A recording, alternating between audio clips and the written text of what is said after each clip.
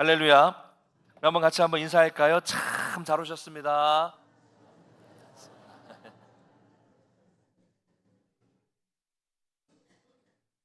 오늘은 창세기 90번째 시간입니다. 참 대단하신 것 같아요. 한 번도 다른 거 좀 해주세요라고 말씀 안 하셔서 90번째 말씀입니다. 사람은 누구나 무언가를 남기고 떠나고 싶어 하죠.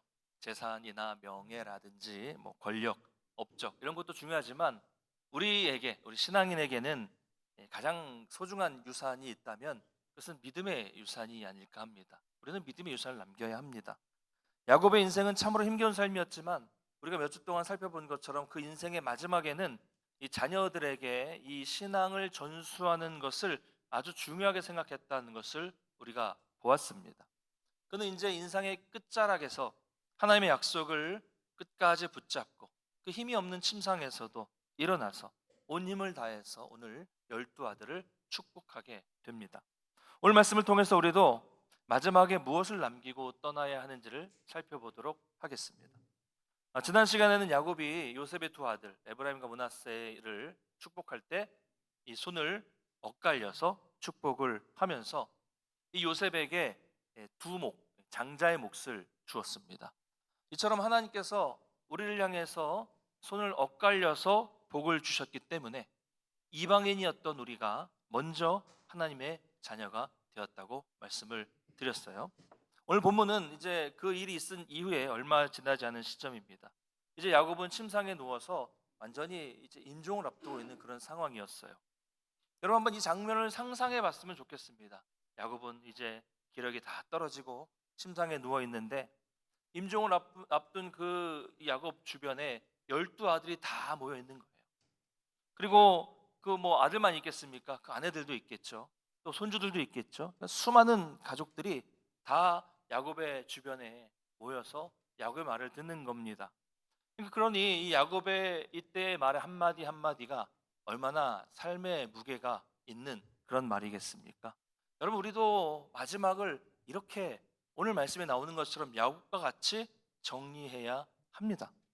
근데 여러분 요즘에는요 이런 모습을 찾아보기가 힘들어요. 왜 그렇습니까? 병원이잖아요. 일단 병원이기 때문에 가족들이 들어갈 수가 없어요. 특별히 최근에 코로나 때 장례를 많이 치렀는데 코로나 때는 가족이 뭡니까? 들어가서 임종을 볼 수도 없어요. 만나기도 힘들어요. 그리고 뭐 코로나 이후에 요즘에는 제가 임종 예배를 드리러 병원에 가는 것도 힘들어요. 병원에서 안 열어줍니다. 임종 예배도 힘들어요. 오늘날은 또 요양원이나 병원에서 가족들에게 다 모이라고 언제 연락을 줍니까? 이 고인이 되실 분이 이제 부모님이 의식이 없을 때, 그렇죠? 의식이 없을 때 오라고 해요. 다 모여요. 그래서 마지막 인사를 제대로 하지 못하는 것이 너무나도 안타깝습니다. 뭔가 준비도 없고 그냥 병원에서 하라는 대로 빨리빨리, 그렇죠? 여유가 없어요. 빨리빨리 그냥 해서 그냥 그렇게 하는 것 같아서 기분이 별로입니다. 별로 좋지 않아요. 저는 요즘에 이런 모습이 우리 신앙인에게는 절대로 바람직한 모습이 아니라고 생각을 합니다. 의식이 있을 때, 좀 뭐라도 힘이 있을 때, 기력이 있을 때 오늘 야곱처럼 자녀들을 다 모으고 그 자리에서 유언을 하고 한 사람씩 축복하면서 그렇게 떠나야 합니다. 여러분 지금 야곱은 147세에 임종을 앞에 두고 있습니다. 아들들도 나이가 많을 거예요. 아들들 막내 베냐민이 몇 살 정도 됐을까요? 대략 40대 후반 됐을 거예요.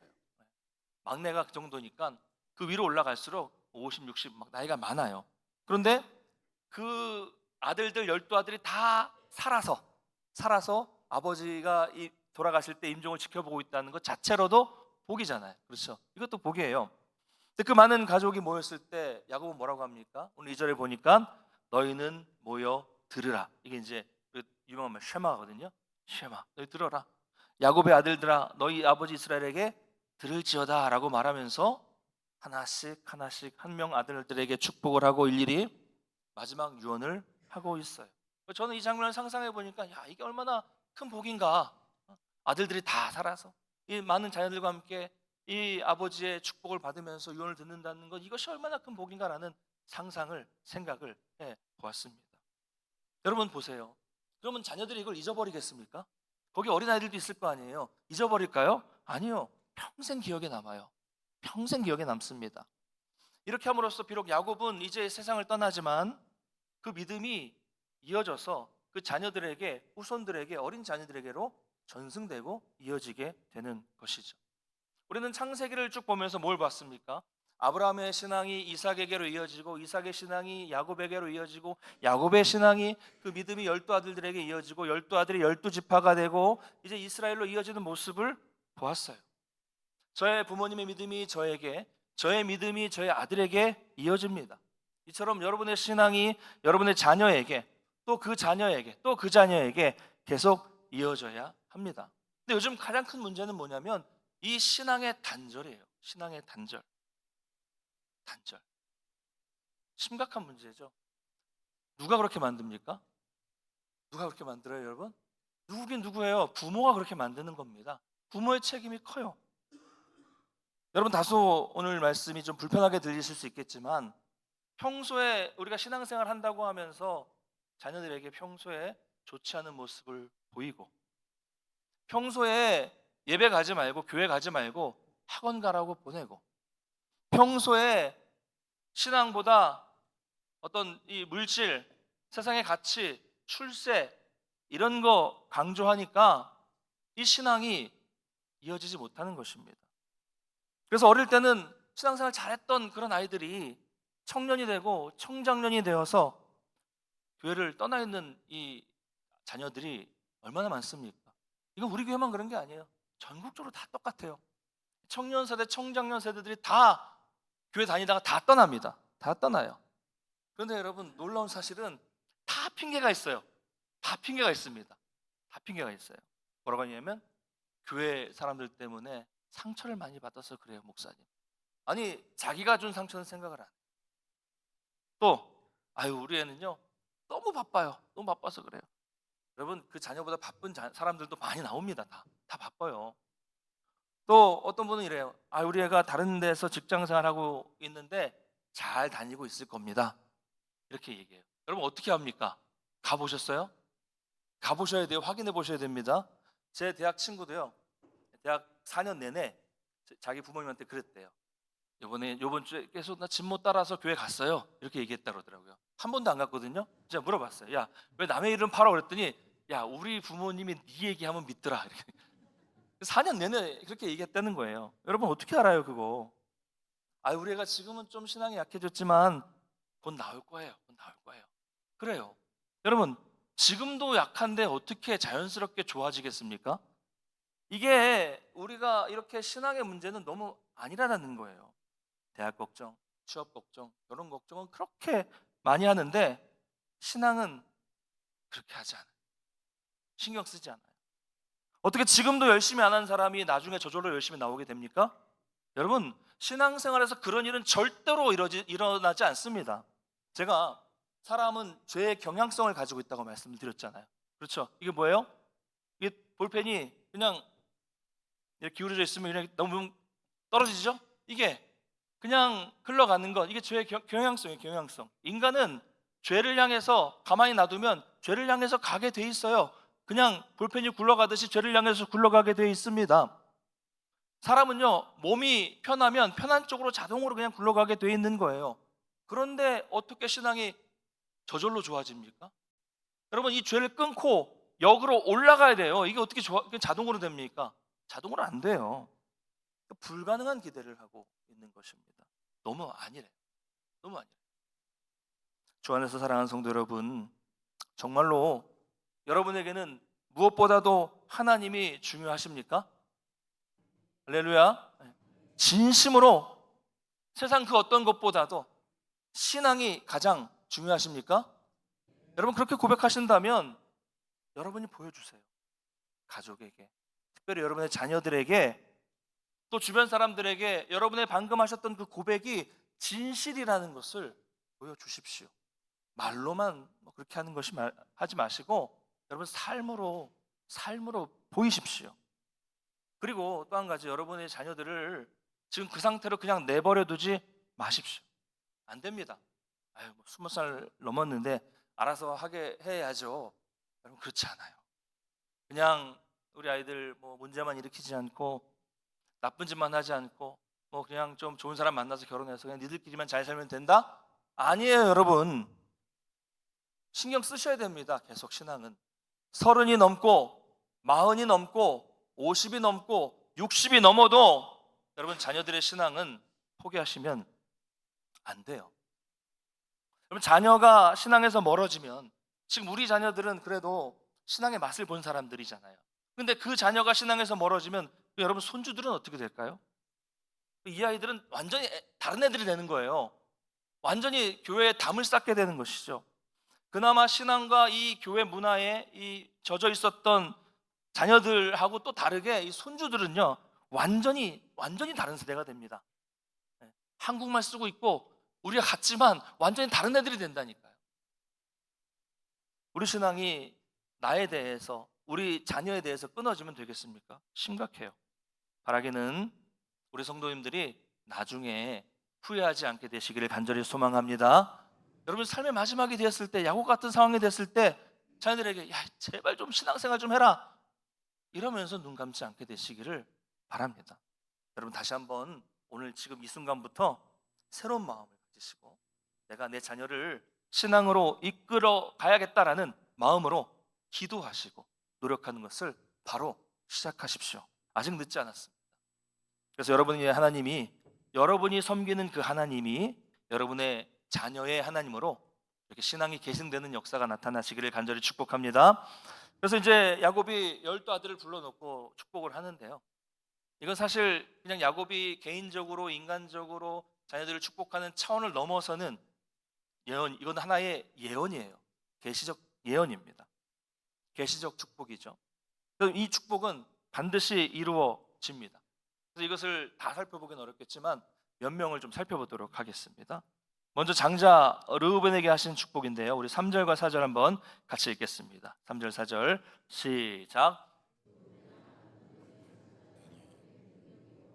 내 이르기 시작이라. 윗봉이 월등하고 권능이 탁월하더마는 물의 끊음 같았은즉 너는 탁월하지 못하리니 내가 아버지의 침상에 올라 더럽혔음이로다. 그가 내 침상에 올랐었도다. 아멘. 자, 르우벤은 장자였습니다.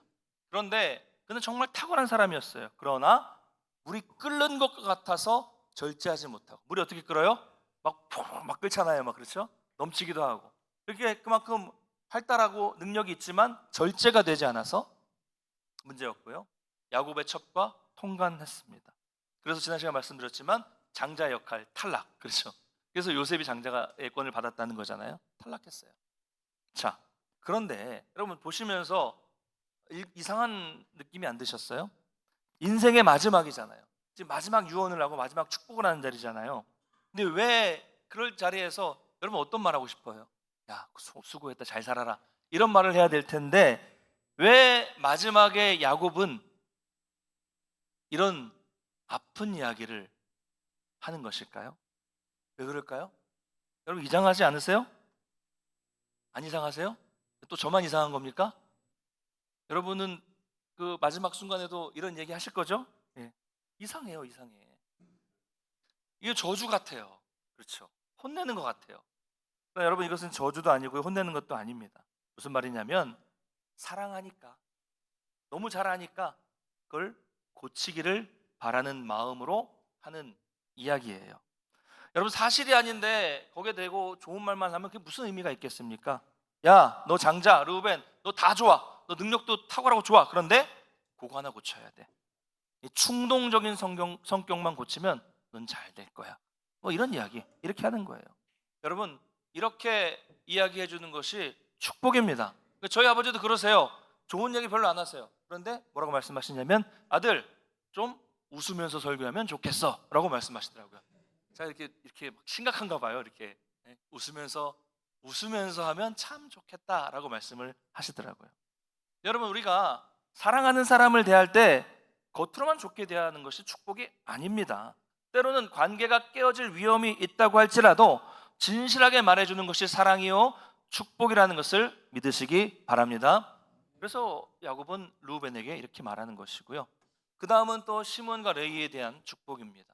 읽진 않겠지만 우리 잘 아는 내용이에요. 시몬과 레위는 같은 배에서 난 디나가 강간을 당했을 때 분노했습니다. 그래서 속여서 한 족속을 멸절시킨 살인자들이 됐어요. 끔찍한 일을 벌였습니다. 야곱은 그들의 분노와 폭력을 책망하고 하나님께서 그들을 이스라엘 중에서 흩으신다는 예언을 합니다. 자, 보세요. 축복이 아니에요? 이것도 우리가 볼 때는 축복이 아닙니다. 그러나 역시 그들의 그 폭력성, 그들의 그 삐뚤어진 성품, 남을 속이는 속임수, 이런 것들을 고치라는 이야기죠. 고치면 잘 되겠지만 고치지 않으면 결국 다 흩어지게 된다는 말씀입니다. 정말로 레위 지파는 흩어지잖아요. 근데 나중에 고치고 회개하니까 어떻게 돼요? 흩어지긴 흩어지지만 12지파 안에 들어가서 예배를 관장하는 자들이 됩니다. 이처럼 야곱은 정확하게 이 아들들의 부족함을 지적해주고 있습니다. 인생의 마지막에 이 아들들에게 진실하게 말하고 있는 거예요. 진실하게. 비록 듣기 싫어도. 여러분, 우리가 성경을 왜 봅니까? 이 성경 안에 다 듣기 좋은 이야기만 있습니까? 복받아라 복받아라 이런 얘기만 있습니까? 아니죠. 책망하고 죄를 지적하고 정말 내 심령을 훅 찌르는 그런 말씀이 있어요. 때로는 어떨 때는 말씀을 보다가 막 화가 날 때도 있고, 그래서 말씀을 안 보기를 원하는 사람도 있잖아요. 그런데 그런 듣기 싫은 말씀을 들었을 때 그 말씀을 듣고 돌이키면 구원이 임하는 것입니다. 할렐루야. 말씀을 믿고 돌이키면 구원이 임하게 돼요. 그런데 여러분, 성경에서 심판을 받은 사람들을 보면 항상 그 전에, 심판하기 전에 하나님이 경고하세요. 선지자를 보내시든지 사람을 보내시든지 하나님의 심판이 임하게 될 것이다. 너희 책망하게 될 것, 책망한다. 뭐 이렇게 그 멸하게 될 것이다. 징계하신다. 이런 경고를 계속 합니다. 근데 여러분, 그 말을 들을 때까지는 뭐예요? 아직 심판에 임하지 않았어요. 기회가 있다는 거예요. 아직은 기회가 있다는 겁니다. 그래서 그 기회를 붙잡으면 심판을 면하게 됩니다. 니느웨 성이 그랬잖아요. 그런데 대부분 그렇지 않아서 심판을 당하는 거예요.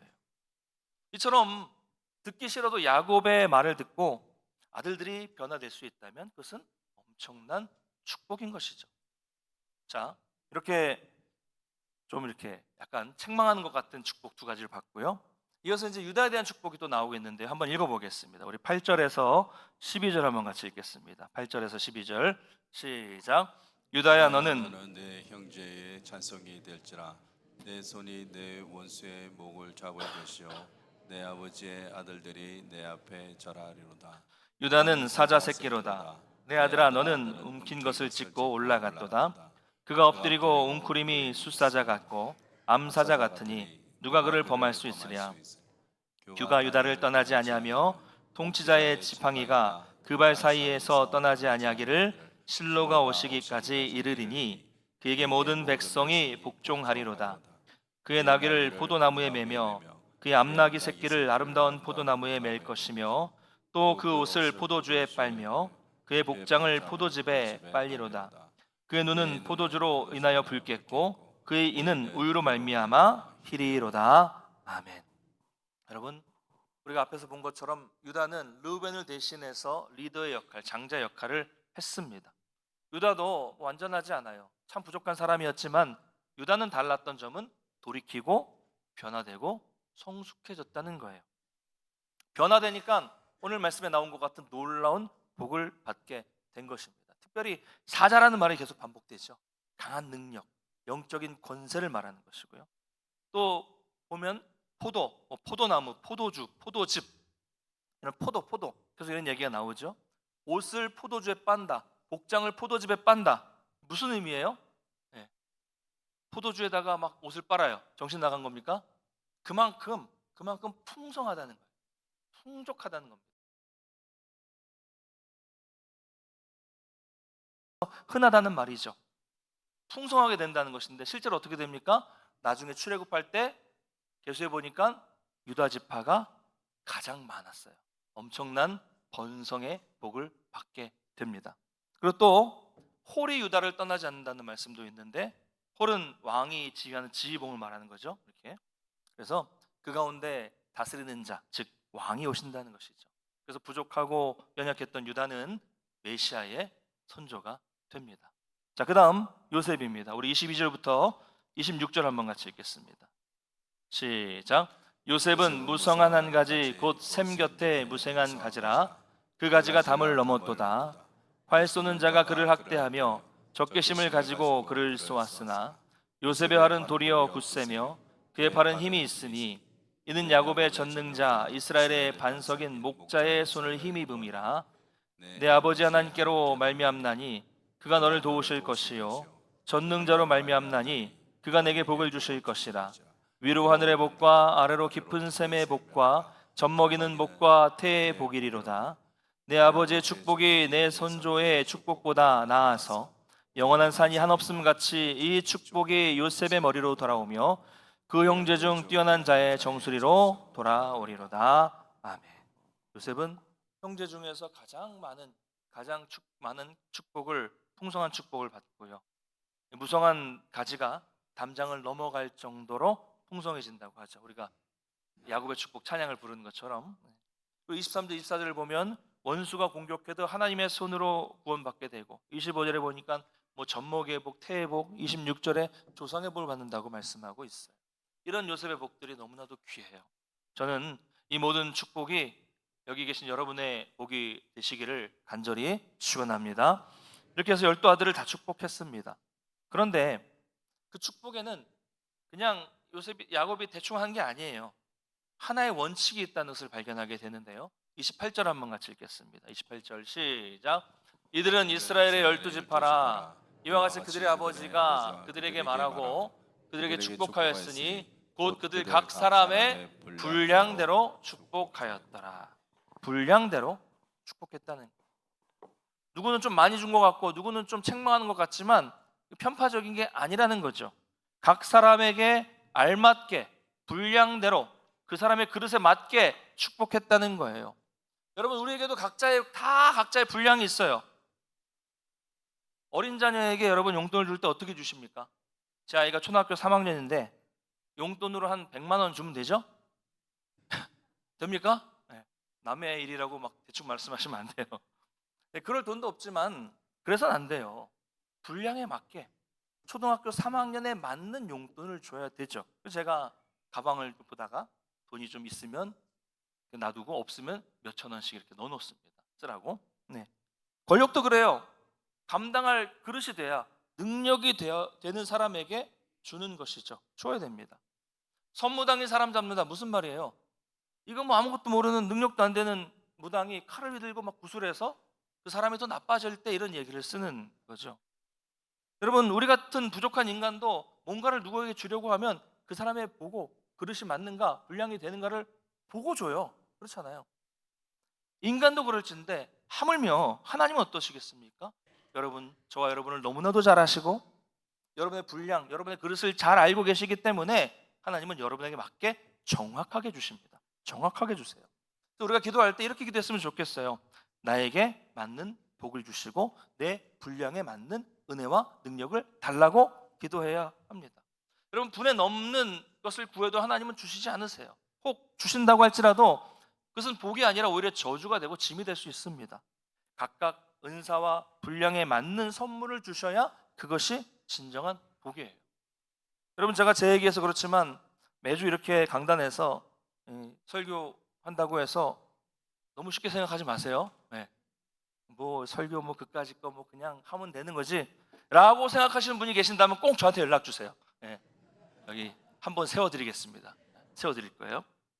아마 며칠 내내 잠도 못 주무시면서 병나실걸요.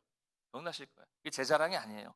반대로 생각해 볼게요. 제가 여러분 직장에 나간다고 생각하면 끔찍합니다. 끔찍해요. 회사에 나가서 아무것도 모르는데 뭘 해요? 또 농장에, 사과 농장에, 양봉 농장에, 이런데 밭에 나가서 일을 한다. 사업을 한다. 운영을 한다. 학생들을 학교에서 가르친다. 저도 한숨도 못 자고 병이 날 거고 도망갈 겁니다. 그런데요, 이게 은사라면 절대로 병이 안 나요. 여러분, 이게 여러분 분량에 맞는 일이면 기쁨으로 감당할 수 있게 되는 것입니다. 제가 부목사 때 설교를 큰 교회에 있으면 가끔 하잖아요. 얼마나 사모하는지 몰라요. 설교하면 나는 저 설교 저렇게 할 텐데 막 이런 기다림이 있어요. 네. 이해 안 되시죠? 네. 제가 내성적이라니까요. 내성적인데도 그래요. 자기 분량에 맞고 자기 은사에 맞으면 기쁘게 감당하고 기다려지는 겁니다. 여러분, 그러므로 나에게 맞는 것을 구하시고요, 맞는 것을 받는 것이 진정한 복이라는 것을 기억하시기 바랍니다. 그리고 여러분, 주님께서 지금 여러분에게 주신 것에 대해서, 주신 일에 대해서 항상 우리가 자족하는 마음을 가져야 합니다. 과분하게 얻으려고 하다가 다 넘어지는 거잖아요. 욕심 생기는 거고요. 여러분, 항상 대신 믿음의 분량을 크게 가지셔서 믿음의 분량대로 하나님의 복을 받아 누리게 되시기를 간절히 소망합니다. 이렇게 해서 야곱은 아들들에게 다 축복을 했고요, 그 삶을 다하고 이제 하나님의 부르심을 받습니다. 자, 야곱의 파란만장한 삶은 이렇게 끝이 나는데, 끝나기 전에 그는 마지막에 또 같은 말을 반복을 해요. 29절 한번 읽겠습니다. 시작. 그가 그들에게 명하여 이르되 내가 내 소장들에게로 돌아가리니 나는 햇사람 에브론의 밭에 있는 굴에 우리 선조와 함께 장사하라. 네. 자, 계속되는 이야기죠. 야, 우리가 머물 곳은 여기가 아니다. 저기 가나안 땅에 그 막벨라에 있어. 그곳은 할아버지 아브라함이 돈 주고 산 우리 땅이고 그곳에 우리의 선조들이 묻혀 있단다. 여기가 아니고 거기가 약속이고 나는 그곳으로 갈 터이니 거기에 나를 묻어 죽어라. 여러분, 계속 이런 얘기예요. 야곱은 애굽으로 이주해서 17년을 살면서도 항상 본향 가나안 땅을 사모하는 삶을 살았다는 것을 또 볼 수 있습니다. 여러분, 제가 예언 하나 하겠습니다. 별 예언은 아니지만 여러분, 사람은 다 죽습니다. 여러분은 다 죽어요. 싱겁지만, 너무 당연하지만 우리는 이 당연한 사실을 기억해야 합니다. 안 죽으려고 애써봐도 다 죽어요. 그러나 우리가 죽으면 끝입니까? 이 세상에서 물론 육신은 썩어서 없어져요. 우리가 쌓아놓은 물질 모든 것들도 다 사라집니다. 우리의 모습도 사라지고 우리의 이름도 점점 사람들의 머릿속에서 기억에서 잊혀지고 사라질 거예요. 그러나 하나님의 말씀은 영원하고 우리의 믿음은 이곳에 남습니다. 여러분의 신앙은 절대로 사라지지 않아요. 그 신앙은 여러분이 사라진다고 하더라도 여러분의 자녀에게로, 그 자녀에게로, 그 자녀에게로 대를 이어서 계속 이어집니다. 아브라함의 하나님, 이삭의 하나님, 야곱의 하나님이라고 부르는 것처럼 여러분의 자녀들이 우리 아버지 하나님이라고 부르게 될 날이 올 것입니다. 그러므로 우리의 마지막을 야곱과 같이 잘 정리하시기를 바랍니다. 여러분, 자녀들에게 무엇을 남겨놓고 가시겠습니까? 뭐 땅이요? 집이요? 뭐 재산이요? 뭐 건물주가 되게 하시겠습니까? 요즘에 보면 이 신앙인과 불신자들 사이에 이런 구분이 없어요. 구분이 다 똑같아요. 물론 다 좋죠. 그런 거 있으면 다 좋겠죠. 그러나 그런 것보다도 우리는 내 평생의 삶에 나타난 하나님의 흔적, 예수 그리스도를 믿은 그 신앙의 흔적, 여러분 주님 평생 믿어서 나온 그 삶의 열매, 이걸 남겨야 되지 않겠습니까? 여러분, 우리는 다른 것보다도 이것을 물려주어야 합니다. 여러분, 말씀 맺겠습니다. 제가 장례식 때마다 꼭 한 번은 드리는 말씀이 있어요. 오늘 이 자리에 고인께서 나오셔서 마지막으로 딱 한마디만 하실 수 있다면 뭐라고 하실까요? 돈 많이 벌어서 잘 먹고 잘 살아라? 이러실까요? 아닙니다. 천국을 소망하고 이 땅에서 믿음 생활 잘하다가 곧 본향에서 만나자라고 하실 겁니다 라는 이야기를 꼭 해요. 왜 할까요? 여러분, 이게 가장 중요하기 때문입니다. 여러분, 바라기는 오늘 이 야곱의 모습이 여러분의 마지막의 모습이 되기를 간절히 소망합니다. 여러분, 좀 힘이 있으실 때, 좀 기력이 있으실 때, 좀 이렇게 막 헷갈리지 않을 때 여러분의 자녀들을 다 모아두시고 병원에 들어가기 전에 다 모아두시고 일일이 하나하나 축복해 주시고 정말 이 믿음의 유언을 남기시는 그런 복을, 이 복이잖아요. 복입니다. 이런 복을 누리며 떠나시기를 바랍니다. 그래서 여러분의 그 믿음의 유산이 대대로 여러분의 가정에 이어지게 되시기를 간절히 축원합니다. 우리 다 같이 일어나